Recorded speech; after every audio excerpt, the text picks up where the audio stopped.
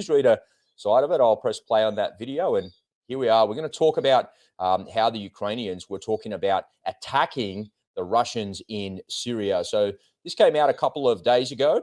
A leaked top secret US intelligence document revealed that the Ukrainian military intelligence agency had planned covert attacks on Russian forces in Syria with the help of secret Kurdish forces. The aim of this new battlefield, which is thousands of miles away from the war in Ukraine, was to impose costs and casualties on the Russian and its Wagner paramilitary group, which is active in Syria. The plan could have also forced Moscow to redeploy resources from Ukraine. So that's the underlying reason for it. So the document was based on the intelligence gathered as of January 23, and it details how officers of the Main Directorate of the Intelligence of the Ukraine's Defense Ministry and their military intelligence services could plan deniable attacks that would avoid implicating the Ukraine government itself. So here's the unspoken truth behind the story, folks. They were going to go and attack the Russians, but they were going to deny that they ever had anything to do with it. So the planning progressed well until December of last year, when Zelensky ordered a halt to the plan. However, the document that was revealed shows how the campaign could proceed if Ukraine revived it. So it still might happen. The Washington Post obtained the document, which has not been previously reported on, from a trove of intelligence material allegedly leaked to a Discord chat room by that guy, Jack Texteria. And he was that fella who's the member of the Massachusetts Air National Guard. The Department of Defense declined to comment on that document. So the introduction of a new battlefield thousands of miles away from Ukraine could have raised the threat level to a point where the Russians needed to call in reinforcements, which could help with the war effort back in Ukraine. It's not clear how much Ankara in Turkey knew about Kyiv's plan. Remember, the Kurds are the enemy of the Turks, and it's the other way around, really. The Turks are the enemy of the Kurds. But having Ukraine help arm their enemy, meaning the Kurds, that is, may not have been intolerable, or may have been intolerable, rather, if Turkey thought it might draw a violent response from Moscow. So the whole point of it was that the Turks didn't want this to actually happen because they thought that it potentially could cause all sorts of other problems within the organization and the war effort. And, you know, I look at it and I think there's so many opportunities to attack Russians abroad. Why would you attack them on a battlefield where they're already tooled up? And why wouldn't you use asymmetric warfare against them in other parts of the world? There's been a bit of footage that came out in the last couple of days because we're approaching the 9th of May, May Day parades that the Russians have. And there's Ukrainian drones flying over Red Square in Moscow. And it's like hello, Moscow. Hello. Hi, how you doing there? I can get my Mavic drone here. I could also get my Mavic drone with a hand grenade on it as well, if you want. And I saw a report yesterday that came out and said that that parade will be closed to the public, and because of the threats of attacks.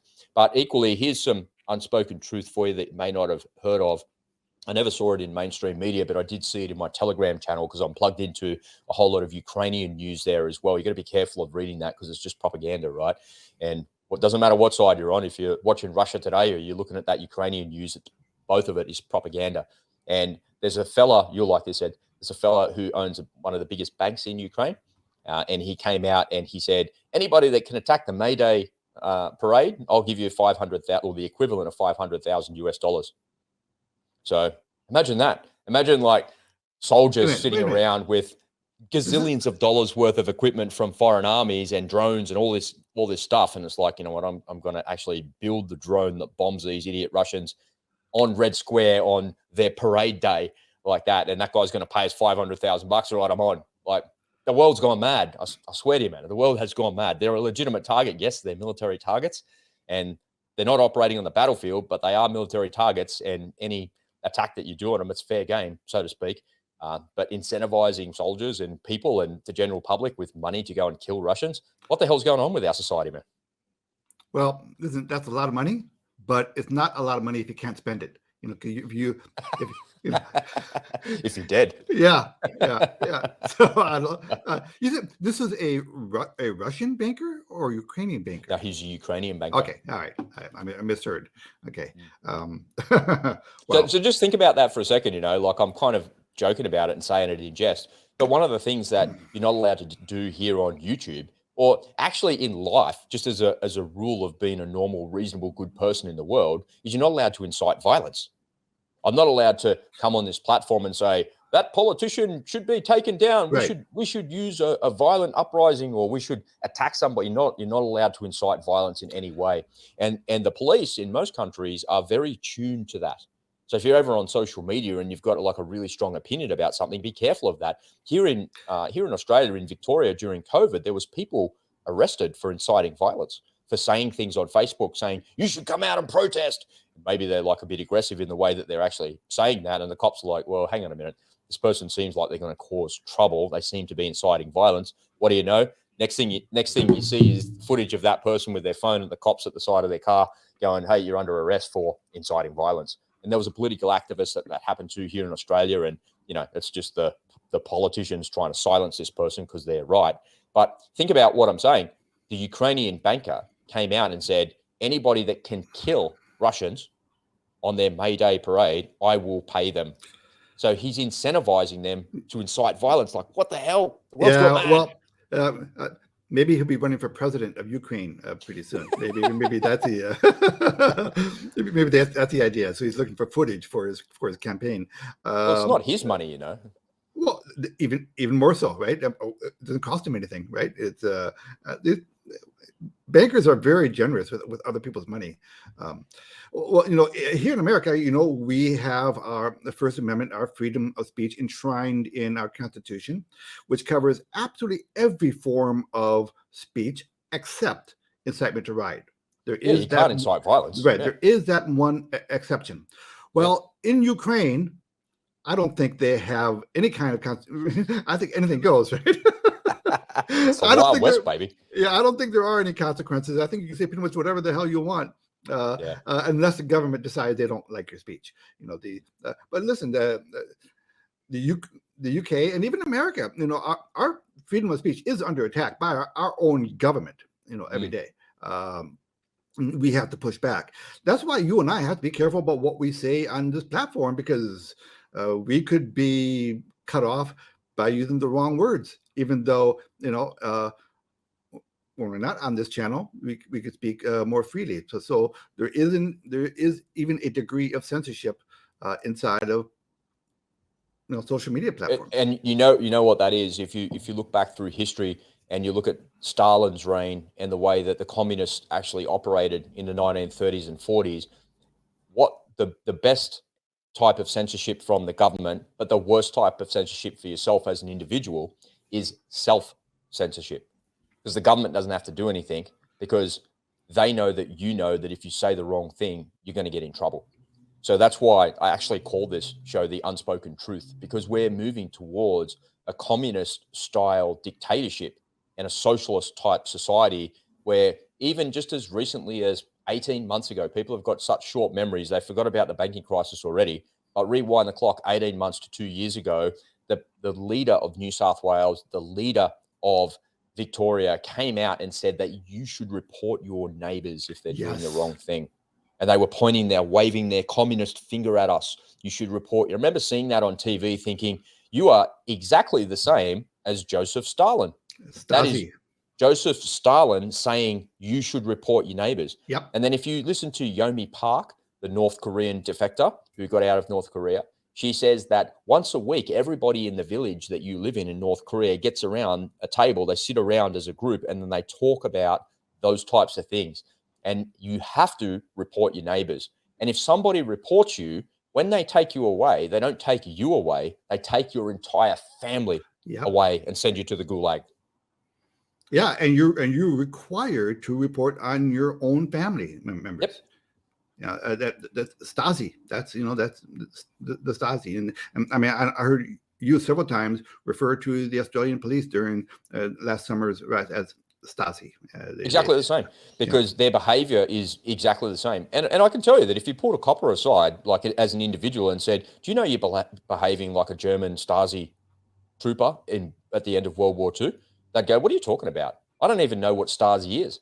Surprisingly, these police in Australia are so stupid and uneducated that they've forgotten the lessons of the past. And if that's a bit of a polarizing statement, it is the unspoken truth. Yep. And every police officer on every continent, in every country on planet Earth, should read the book called Ordinary Men, which is about German police officers in their 40s, like my age, that were too old to be sent to the front. They were sent to Poland after the Germans rolled up Poland to be the cops there because they needed to establish law and order. They couldn't use the army because the army had to move on. So they send the police. So instead of going to the army, you're still in the cops, you stay a copper, we'll send you over there. They bring these, the story of Ordinary Men is a story of about a platoon of them, there's about 30 of them, and it's recounted in the 1960s. And everybody that helps the author recount the story says, yeah, I was there, but I never perpetrated any of it. And it starts off as a really small level where they first of all go out, knock on the door, pull the Jews out and send them to the town square, load them into a truck and send them out into the bush. Then what happened? I don't know. And eventually part of what happens is you end up going out in the bush there. They dig the ditch while you execute those people. And these people, Ordinary Men, is the story of how the line of good and evil is divided between every man and woman's heart. You have the capacity to be just as evil as one of those SS troopers. And we saw here in Australia that Australian police definitely had the capacity to be as evil as SS troopers from that part of history. And I'm not saying that all of them are like that. I'm saying that there's plenty of footage out there showing them behaving exactly the same way. For heaven's sake, the Victorian police were shooting at people, shooting at innocent, unarmed civilians with rubber bullets at our war memorial in Victoria. So if you can't tell me that that's got nothing to do with an SS socialist Stasi ideology, you're wrong. It does. It has everything to do with that. And our leaders and our police are so unbelievably stupid that they've forgotten the lessons of history, because history doesn't repeat itself, but it rhymes, and it rhymes so close that it looks like it's repeating itself. These people are unbelievably ridiculous. Just coming back to the story just for a second, Ed, I just wanted to get your feedback. What do you think when you hear, I'm as the military analyst wannabe, but you're not really as close to this war stuff as I am. But what do you hear when you hear about Ukraine considering opening up another front in Syria and attacking Russian troops elsewhere? What do you think about that? Well, the first thing came to mind was I wanted to ask you a question. So, what does it take to build a homemade bomb that would destroy a tank in the May Day parade? And how much would it cost us? I mean, how much would it cost? Just kidding. All jokes aside, there's plenty of people with plenty of skills to be able to put something like that together. There was some footage recently of a crashed Ukrainian drone. It looks like a little miniature Cessna. Looks like a little Cessna 172. It's pretty small scale. It's probably not much bigger than this table here next to me, like as in terms of wingspan. But apparently it had like a 50-mile range when someone's controlling it, but it had like a 900-mile range when it was autonomous. So this thing is made of carbon fiber and fiberglass, and it's flying along at low level, at low speed. So it just cannot be detected by any radar that's out there. And apparently it flew over Moscow or near Moscow, but then it crashed in the scrub outside of Moscow, and it looked like it clipped a tree. And when it crashed, it was like upside down, like wings down, and the people that were pulling stuff out of it were pulling explosives out of it. Yeah, so it looked like a square charge, probably about as big as your mobile phone, and there was 2 of those charges, and they look like the batteries that go in a remote control plane or into a drone, but it was actually plastic explosive, and that there is enough to wreak absolute havoc and destruction somewhere like that. And when you look at something like that, I could buy that model aircraft off Alibaba today, or off Amazon today. I could have that today. And if you're clever enough with explosives, you could put that together and cause all sorts of problems and run amok with asymmetric warfare like that. But, are they doing something like that in Syria? Well, that's what they were intending on doing, right? Attacking Russian troops with asymmetric warfare. And what they wanted in return was air defense, which is stingers. And what they wanted to do is be able to shoot down the Turkish Air Force. Because the Turkish Air Force operating out of Turkey, coming with their F-16s and bombing the Kurds. Why do you think they want air defense? Because they want to stop the F-16s coming and bombing them. But then the enemy of my enemy is what the hell? What a mess.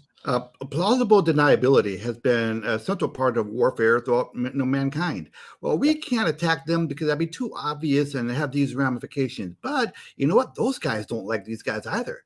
So why don't you just, I know there usually are enemies, but you know what? Just for this one little, let's get together and have that way. the blowback will be on them and not on us.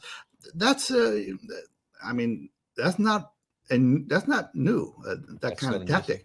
I mean, in a small way, you just think back during those Iraq occupation years, and we were in there, and the CIA established all of these black ops off-site interrogation sites in other countries that weren't so squeamish about torture. Right? Yeah, the Libyans didn't mind a bit of rendition. Bring them over here. There you go. I mean, yeah, I mean, we can't do it here because the New York Times will find out about it. But right? So. Yeah, I'm not surprised about that kind of thing at all. That's not a very creative, it's not a very new kind of a, I don't know, I'm not particularly surprised. I'd be kind of surprised if that kind of thing was not going on. I think, I'm sure, look, what does Russia have to, they got what, they got Belarus, they've got, Belarus is right there. And even though Belarus isn't officially in the war, they're pretty much a puppet state of Russia. You got Transnistria, which is a little sliver there, on the other side of Ukraine. Well, that is technically part of Russia, but they've got friendly countries that could do things without them having to do an obvious move. So, yeah, I'm not surprised. Well, that's really interesting. I want to pick you up on some of your language there and correct you because it segues us into the next thing. I don't think Belarus are a puppet state. I think Belarus are a vassal state. And give me all your time tonight. Promise I'ma make it right. We don't gotta talk too much. Just sit back, enjoy the ride. Found you all alone tonight, all dressed up in